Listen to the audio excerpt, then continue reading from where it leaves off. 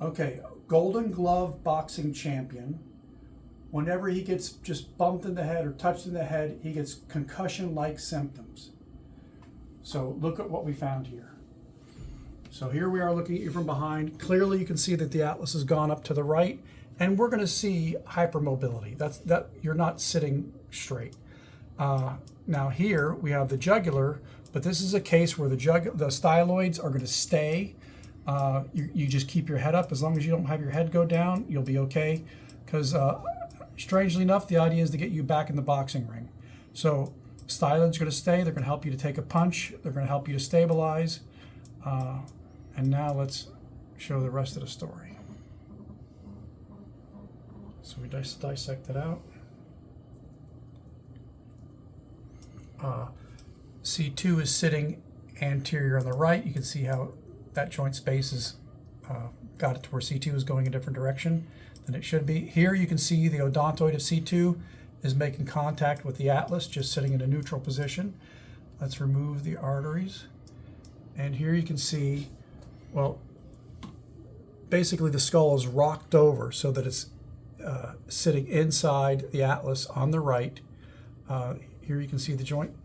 You were born with a kind of a wider joint condyle on the left than you have on the right.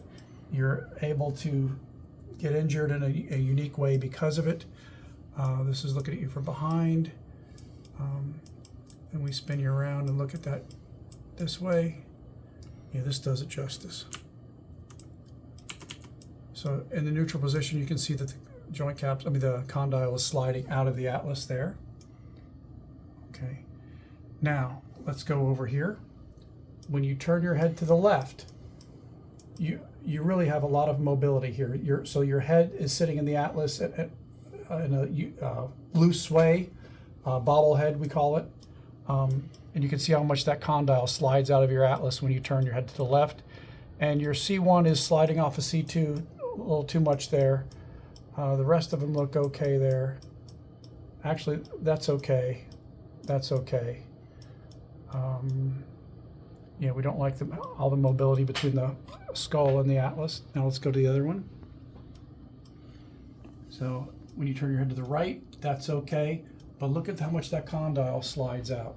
That's a lot of mobility. It's just sliding out significantly in there. Let's see. And the rest of it's okay. Not a lot of movement in there. Everything else seems okay. So let's get rid of this one. Okay. Beautiful shot there. We also have a little excessive movement there. It's not, whoops. This is in the neutral position. You can see how the condyle slid out. You can see how the atlas is sliding off of C2 this way a little bit. And you have this first rib injury. And we think this happened when you're, what? 15 years old? Right. Boxing when you were very thin, and that's when these ligamentous injuries could occur.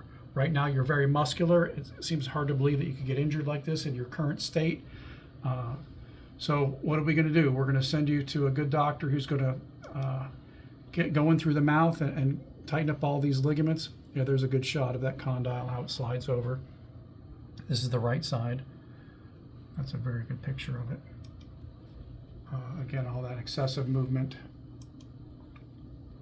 And this other shot, you can see the distance between the odontoid of C2, how it's offset, and of course the rotation. And we reduced that today. How do you feel? Amazing. It's amazing. Strong. Strong. Right, so the idea is you're wearing a brace right now. Yeah, this is with left head rotation, how it slides that way, and then the right head rotation, you can see the distances, how they change. And we want all that tightened up. We want you to be able to take a hit. And there's a good picture of the excessive movement. And I think that's it.